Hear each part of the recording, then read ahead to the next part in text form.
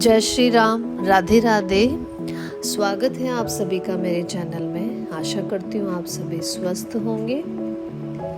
तो आज के सर्ग में हम भरत का नंदीग्राम में आकर श्री राम की चरण पादुकाओं को राज्य पर अभिषिक्त करके उन्हें निवेदन पूर्वक राज्य का सब कार्य करना।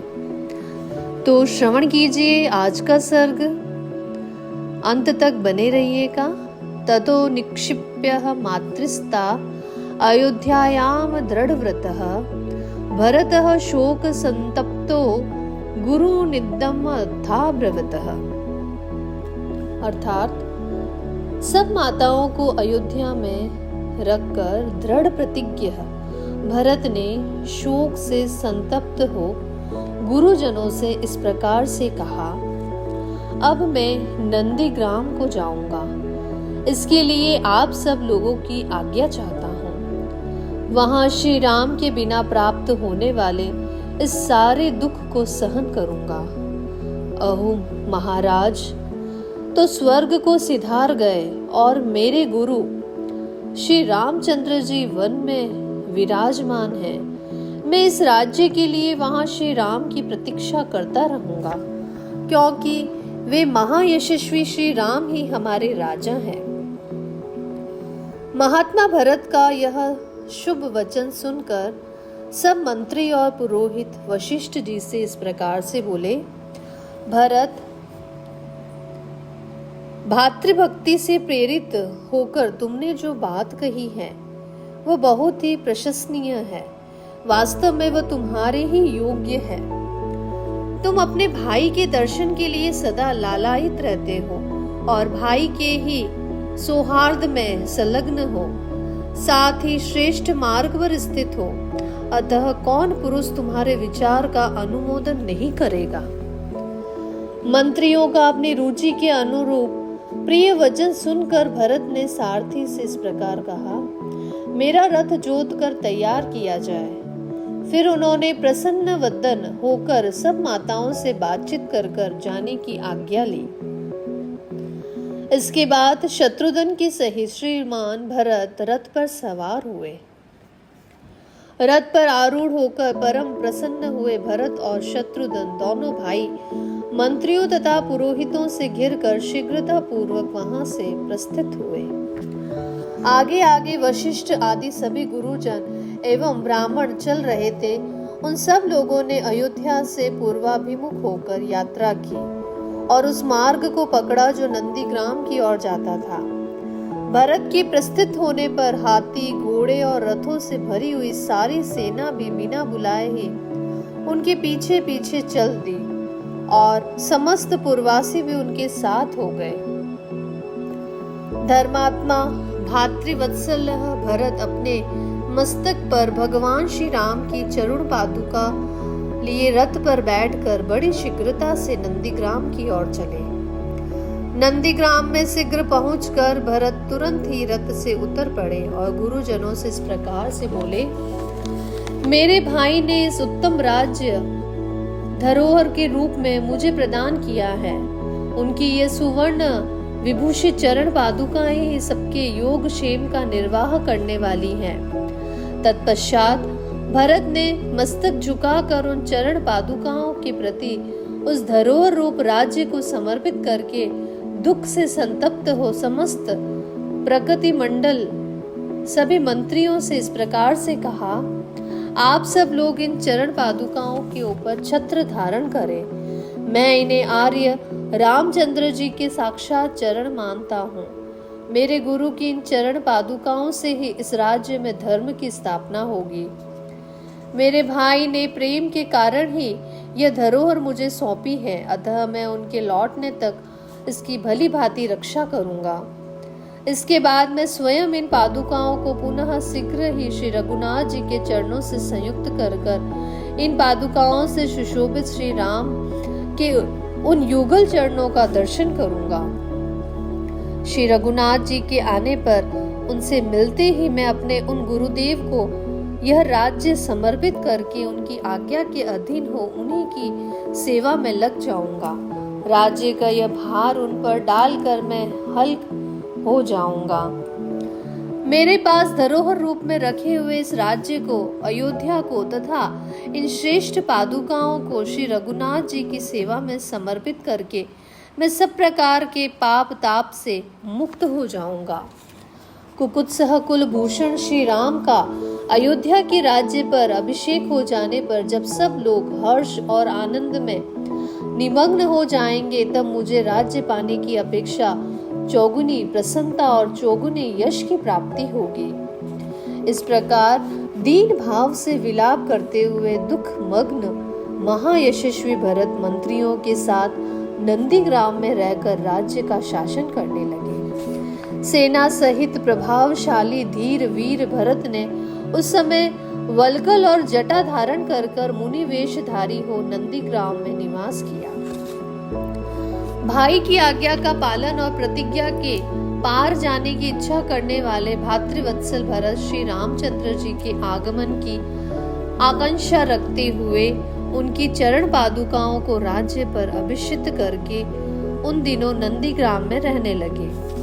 भरत जी राज्य शासन का समस्त कार्य भगवान श्री राम की चरण पादुकाओं को निवेदन करके करते थे तथा स्वयं ही उनके ऊपर छत्र लगाते और चंवर डुलाते थे। श्रीमान भरत बड़े भाई की उन पादुकाओं को राज्य पर अभिषिक्त करके सदा उनके अधीन रहकर उन दिनों राज्य का सब कार्य मंत्री आदि से कराते थे। उस समय जो कोई भी कार्य उपस्थित होता, जो भी बहुमूल्य भेंट आती, वह सब पहले उन पादुकाओं को निवेदन करके पीछे भरत जी उसका यथावत प्रबंध करते थे। भरत के लौट जाने पर श्री रामचंद्र जी उन दिनों जब वन में निवास करने लगे, तब उन्होंने देखा कि वहां के तपस्वी उद्विग्न हो वहां से अन्यत्र चले जाने के लिए उत्सुक है। पहले चित्रकूट के उस आश्रम में जो तपस्वी श्री राम का आश्रय लेकर सदा आनंद मग्न रहते थे, उन्हीं को श्री राम से उत्कंठित देखा, मानो वे कहीं जाने के विषय में कुछ कहना चाहते हो। नेत्रों से भुएं टेढ़ी करके श्री राम की ओर संकेत करके मन ही मन संकित हो आपस में कुछ सलाह करते हुए तपस्वी मुनि धीरे धीरे परस्पर वार्तालाप कर रहे थे। उनकी उत्कंठा देख श्री रामचंद्र जी के मन में यह शंका हुई कि मुझसे कोई अपराध तो नहीं बन गया। तब वे हाथ जोड़कर वहां के कुलपति महर्षि से इस प्रकार बोले, भगवान, क्या मुझसे पूर्ववर्ती राजाओं का सा कोई वर्ताव नहीं दिखाई देता अथवा मुझ में कोई विकृत भाव दृष्टिगोचर होता है जिससे यहाँ के तपस्वी मुनि विकार को प्राप्त हो रहे हैं? क्या मेरे छोटे भाई महात्मा लक्ष्मण का प्रमादवश किया हुआ कोई ऐसा आचरण ऋषियों ने देखा है जो उसके योग्य ना हो? अथवा क्या जो अर्ध्य पाद्य आदि के द्वारा सदा आप लोगों की सेवा करती रही वह सीता इस समय मेरी सेवा में लग जाने के कारण एक गृहस्थ की सती नारी के रूप में ऋषियों की समुचित सेवा नहीं कर पाती है? श्री राम के इस प्रकार पूछने पर एक महर्षि जो जर अवस्था के कारण तो वृद्ध थे ही, तपस्या द्वारा भी वृद्ध हो गए थे, समस्त प्राणियों पर दया करने वाले श्री राम से कांपते हुए से बोले, तात, जो स्वभाव से ही कल्याणमयी है और सदा सबके कल्याण में ही रत रहती है, वह विदेह नंदिनी सीता विशेषतः तपस्वी जनों के प्रति वर्ताव करते समय अपने कल्याणमय स्वभाव से विचलित हो जाए, यह कैसे संभव है? आपके ही कारण तापसों पर यह राक्षसों की ओर से भय उपस्थित होने वाला है। उससे उद्विग्न हुए ऋषि आपस में कुछ बातें कर रहे हैं। तात, यहाँ वन प्रांत में रावण का छोटा भाई खर नामक राक्षस है, जिसने जन स्थान में रहने वाले समस्त तापसों को उखाड़ फेंका है। वह बड़ा ही ढीठ, विजयोन्मुक्त, क्रूर, नरभक्षी और घमंडी है। वो आपको भी सहन नहीं कर पाता है। तात, जब से आप इस आश्रम में रह रहे हैं, तब से सब राक्षस तापसों को विशेष रूप से सताने में लगे हैं। वे अनार्य राक्षस घृणित, क्रूर और भीषण नाना प्रकार के विकृत एवं देखने में दुखदायक रूप धारण करके सामने आते हैं और पापजनक अपवित्र पदार्थों से तपस्वियों का स्पर्श कराकर अपने सामने खड़े हुए अन्य ऋषियों को भी पीड़ा देते हैं। वे उन आश्रमों में अज्ञात रूप से आकर छिप जाते हैं और अल्पज्ञ अथवा असावधान तापसों का विनाश करते हुए वहां स आनंद विचरते रहते हैं। होम कर्म आरंभ होने पर वे शुक्रुवा आदि यज्ञ सामग्रियों को इधर उधर फेंक देते हैं, प्रज्वलित अग्नि में पानी डाल देते हैं और कलशों को फोड़ डालते हैं। उन दुरात्मा राक्षसों से अविष्ट हुए आश्रमों को त्याग देने की इच्छा रखकर ये ऋषि लोग आज मुझे यहाँ से अन्य स्थान में चलने के लिए प्रेरित कर रहे हैं। श्री राम, वे दुष्ट राक्षस तपस्वियों की शारीरिक हिंसा का प्रदर्शन करें, इसके पहले ही हम इस आश्रम को त्याग देंगे। यहाँ से थोड़ी ही दूर पर एक विचित्र वन है, जहाँ फल मूल की अधिकता है, वहीं अश्व मुनि का आश्रम है। अतः ऋषियों के समूह को साथ लेकर मैं पुनः उसी आश्रम का आश्रय लूंगा। श्री राम, खर आपके प्रति भी कोई अनुचित बर्ताव करे, उसके पहले यदि आपका विचार हो तो हमारे साथ यहाँ से चल दीजिए। रघुनंदन, यद्यपि आप सदा सावधान रहने वाले तथा राक्षसों के दमन में समर्थ हैं, तथापि पत्नी के साथ आजकल कुछ आश्रम में आपका रहना संदेहजनक एवं दुखदायक है। ऐसी बात कहकर अन्यत्र जाने के लिए उत्कंठित हुए उन तपस्वी मुनि को राजकुमार श्री राम सांत्वना जनक उत्तर वाक्यों द्वारा वहां रोक नहीं सके। तत्पश्चात वे कुलपति महर्षि श्री रामचंद्र जी का अभिनंदन करके उनसे पूछकर और उन्हें सांत्वना देकर इस आश्रम को छोड़ वहां से अपने दल के ऋषियों के साथ चले गए। श्री रामचंद्र जी वहां से जाने वाले ऋषियों के पीछे पीछे जाकर उन्हें विदा दे कुलपति ऋषि को प्रणाम करके परम प्रसन्न हुए उन ऋषियों की अनुमति ले उनके दिए हुए कर्तव्य विषयक उपदेश को सुन कर लौटे और निवास करने के लिए अपने पवित्र आश्रम में आए। उन ऋषियों सहित रहित हुए आश्रम को भगवान श्री राम ने एक क्षण के लिए भी नहीं छोड़ा। जिनका ऋषियों के सम्मान ही चरित्र था, उन श्री रामचंद्र जी में निश्चय ही ऋषियों की रक्षा की शक्ति रूप गुण विद्यमान है। ऐसा विश्वास रखने वाले कुछ तपस्वी जनों ने सदा श्री रामचंद्र जी का ही अनुसरण किया, वे दूसरे किसी आश्रम में नहीं गए। उन सब ऋषियों के चले जाने पर श्री रामचंद्र जी ने जब बार बार विचार किया, तब उन्हें बहुत से ऐसे कारण ज्ञात हुए जिनसे उन्होंने स्वयं भी वहां रहना उचित न समझा। उन्होंने मन ही मन सोचा, इस आश्रम में भरत से, माताओं से तथा पूर्ववासी मनुष्यों से मिल चुका हूँ। वह स्मृति मुझे बार बार बनी रहती है और मैं प्रतिदिन उन सब लोगों का चिंतन करके शोक मग्न हो जाता हूँ। महात्मा भरत की सेना का बड़ा पड़ाव पड़ने के कारण हाथी और घोड़ों की लीदों से यहाँ की भूमि अधिक अपवित्र कर दी गई है, अतः हम लोग भी अन्यत्र चले जाएं।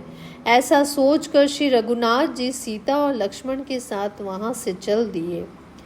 वहां से अत्रि के आश्रम पर पहुंचकर महायशस्वी श्री राम ने उन्हें प्रणाम किया तथा भगवान अत्रि ने भी उन्हें अपने पुत्र की भांति स्नेह पूर्वक अपनाया।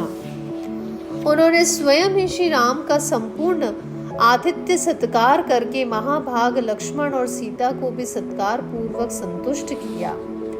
संपूर्ण प्राणियों के हित में तत्पर रहने वाले धर्मज्ञ मुनि श्रेष्ठ अत्रि ने अपने समीप आई हुई सबके द्वारा सम्मानित तापसी एवं धर्मपरायण बूढ़ी पत्नी महाभागा अनुसुईया को संबोधित करके सांत्वना पूर्ण वचनों द्वारा संतुष्ट किया और कहा, देवी, विदेह राज नंदिनी सीता को सत्कार पूर्वक हृदय से लगाओ। तत्पश्चात उन्होंने श्री रामचंद्र जी को धर्मपरायणा तपस्विनी अनुसुईया का परिचय देते हुए कहा, एक समय 10 वर्षों तक वृष्टि नहीं हुई। उस समय जब सारा जगत निरंतर दग्ध होने लगा, तब उन्होंने उग्र तपस्या से युक्त तथा कठोर नियमों से अलंकृत होकर अपने तप के प्रभाव से यहाँ फल मूल उत्पन्न किए और मंदाकिनी की पवित्र धारा बहाई तथा तात जिन्होंने 10,000 वर्षों तक बड़ी भारी तपस्या कर अपने उत्तम व्रतों के प्रभाव से ऋषियों के समस्त विघ्नों का निवारण किया था, वे ही ये अनुसुईया देवी हैं। निष्पाप श्री राम, इन्होंने देवताओं के कार्यों के लिए अत्यंत उतावली होकर 10 रात के बराबर एक ही रात बनाई। वे ही अनुसुईया देवी तुम्हारे लिए माता की भांति पूजनीय है। ये संपूर्ण प्राणियों के लिए वंदनीय तपस्विनी है। क्रोध तो इन्हें कभी छू भी नहीं सका है। विदेह नंदिनी सीता इन वृद्धा अनुसुईया देवी के पास जाएं।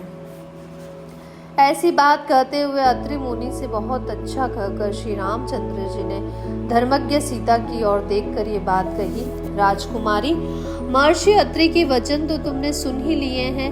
अब अपने कल्याण के लिए तुम शीघ्र ही इन तपस्विनी देवी के पास जाओ, जो अपने सत्कर्मों से संसार में अनुसुईया के नाम से विख्यात हुई है। वे तपस्विनी देवी तुम्हारे आश्रय लेने योग्य है। तुम शीघ्र उनके पास जाओ। श्री रामचंद्र जी की ये बात सुनकर यशस्विनी मिथिलेश कुमारी सीता धर्म को जानने वाली अत्रि पत्नी अनुसुईया के पास गई। अनुसुईया वृद्धावस्था के कारण शिथिल हो गई थी। उनके शरीर में झुर्रियां पड़ गई थी तथा सिर के बाल सफेद हो गए थे। अधिक हवा चलने पर हिलते हुए कदली वृक्ष के समान उनके सारे अंग निरंतर कांप रहे थे। सीता के निकट जाकर शांत भाव से अपना नाम बताया और उन महाभागा पतिव्रता अनुसुईया को प्रणाम किया। उन संयमशीला तपस्विनी को प्रणाम करके हर्ष से भरी हुई सीता ने दोनों हाथ जोड़कर उनका कुशल समाचार पूछा।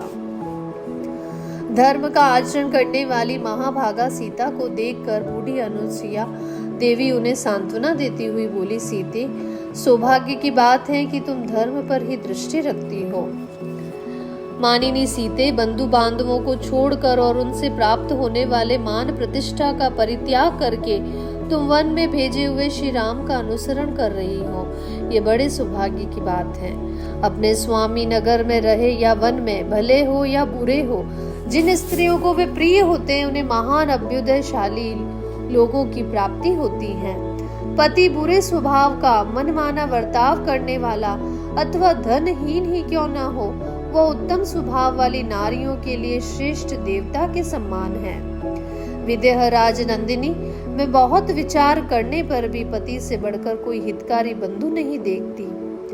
अपनी की हुई तपस्या के अविनाशी फल की भांति वह इस लोक में और परलोक में सर्वत्र सुख पहुंचाने में समर्थ होता है। जो अपने पति पर भी शासन करती हैं, वे काम के अधीन चित्त वाली असाध्वी स्त्रियां इस प्रकार पति का अनुसरण नहीं करती हैं। उन्हें गुण दोषों का ज्ञान नहीं होता है, अतः वे इच्छा अनुसार इधर उधर विचरती रहती हैं। मिथिलेश कुमारी, ऐसी नारियां अवश्य अनुचित कर्म में फंसकर धर्म से भ्रष्ट हो जाती हैं और संसार में उन्हें अपयश की प्राप्ति होती है। किंतु जो तुम्हारे सम्मान लोक परलोक को जानने वाली साध्वी स्त्रियां हैं, वे उत्तम गुणों से युक्त होकर पुण्य कर्मों में संलग्न रहती हैं, अतः वे दूसरे पुण्य आत्माओं की भांति स्वर्ग लोक में विचरण करेगी। अतः तुम इसी प्रकार अपने इन पतिदेव श्री रामचंद्र जी की सेवा में लगी रहो। सती धर्म का पालन करो, पति को प्रधान देवता समझो और प्रत्येक समय का उनका अनुसरण करती हुई अपने स्वामी की सहधर्मिणी बनो। इससे तुम्हें श्रेयस और धर्म दोनों की प्राप्ति होगी। इस प्रकार से हमारा ये सर्ग यहाँ पर समाप्त होता है। आगे का सर्ग हम कल प्रारंभ करेंगे। आगे के सर्ग में हम सीता अनुसुईया संवाद और सीता को प्रेम उपहार देना का वर्णन करेंगे। तो आप बने रहिएगा मेरे चैनल पर। आपने यदि चैनल को अभी तक सब्सक्राइब नहीं किया है तो आप इसे सब्सक्राइब करें, शेयर करें, ज़्यादा से ज़्यादा लाइक और कमेंट भी करें और बेल आइकन को दबाना ना भूलें, जिससे मेरे सारे नोटिफिकेशन समय समय पर आप पर मिलते रहिए। ध्यान रखिए अपना और अपनों का। धन्यवाद।